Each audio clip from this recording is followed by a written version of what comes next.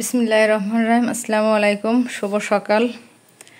সকাল সকাল রান্নাঘরেই তো প্রথম আসতে হয়, আর রান্নাঘরে এসে এই যে ডাইনিং টেবিলের অবস্থা সব একাকার অবস্থা। এগুলো সব আস্তে আস্তে অবশ্যই গুছ করব, আর আমার সংসারের কাজ তো আমাকেই করতে হবে, তাই না?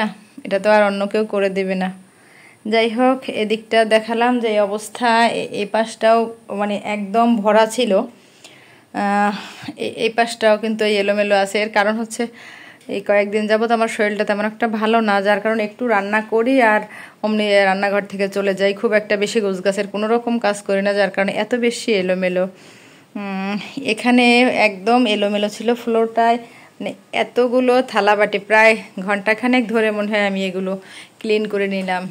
এই যে এতগুলো প্লেট, এখানে ছোট ছোট বক্স টাইপের যে প্লাস্টিকের বক্স সেগুলো, তারপরে এখানে যে আমি রেগুলার ইউজের যে ছোট ছোট বাটিগুলো ইউজ করি বড়গুলো, এই পাশে এই যে কড়াই, গামলা, তারপরে এই যে প্লাস্টিকের যে গামলাগুলো, এগুলো প্রায় ঘন্টাখানেক। তারপরে এই যে এতগুলো চামিচ, ছোট বড়। যাই হোক, বেসিংয়ের অবস্থায় দেখায় বেসিংটাও একদম নোংরা হয়ে আছে, কারণ ওই যেটা বলছিলাম যে আমি অসুস্থ থাকার কারণে খুব একটা পরিষ্কার পরিচ্ছন্নতার কোনো রকম কাজই করিনি, শুধু রান্না করা হয়েছে আর ওই যে মানে খাওয়া হয়েছে। এর বাহিরে তেমন কিছু আর করার সুযোগই হয় নাই। এখানে যে কয়েকদিন আগে বৃষ্টি পড়ছিল, তখনই পাতিলে পাতিলে পানি ধরে রাখছিলাম, সেগুলো সব এলোমেলো আছে।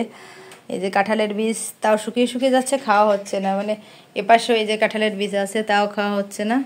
যাই হোক, শরীর অসুস্থ থাকলে কোনো কাজই ভালো লাগে না।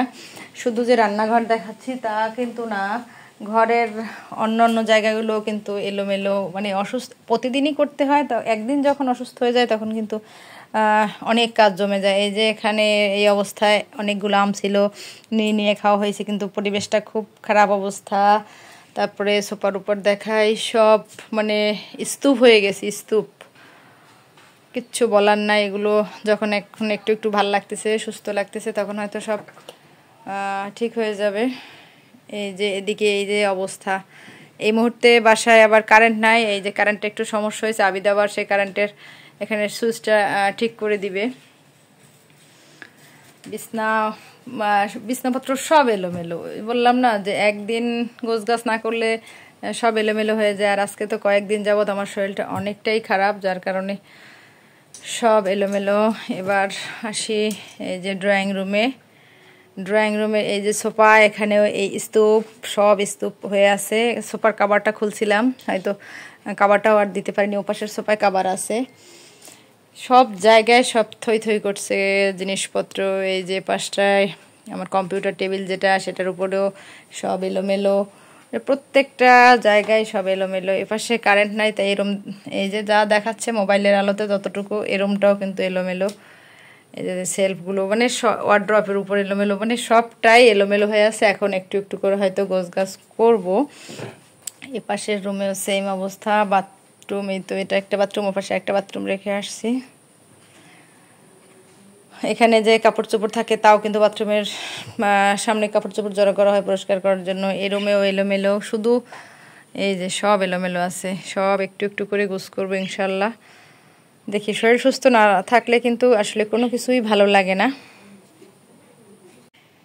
আর এই যে এই রুমের আলনার অংশটা একটু দেখাই, আলনাটাও কিন্তু সব জবরথবর হয়ে আছে। যাই হোক, আবার আমি রান্নাঘরে চলে আসছি। রান্নাঘরটা মোটামুটি এখানে এগুলো একটু ক্লিন করা হয়েছে। আর এই যে আর একটা বাথরুমের সঙ্গে বেসিং, মোটামুটি একটু ক্লিন করা হয়েছে। এখন আরও কোটা বাছা করতে হবে, রান্নাবান্নার জন্য প্রিপারেশন নিতে হবে। যাই হোক, পুরো ভিডিওটা কেমন লাগলো একটু কমেন্টের মাধ্যমে জানাবেন। আর আপনাদের সুন্দর সুন্দর মতামত পেতে কিন্তু আমার ভীষণ ভালো লাগে। আর এখন তো গরম। আর এই যে আমার ডাইনিংয়ের পাশে যে জানালাটা, এই জানালাটা কিন্তু অনেক বেশি আরামদায়ক।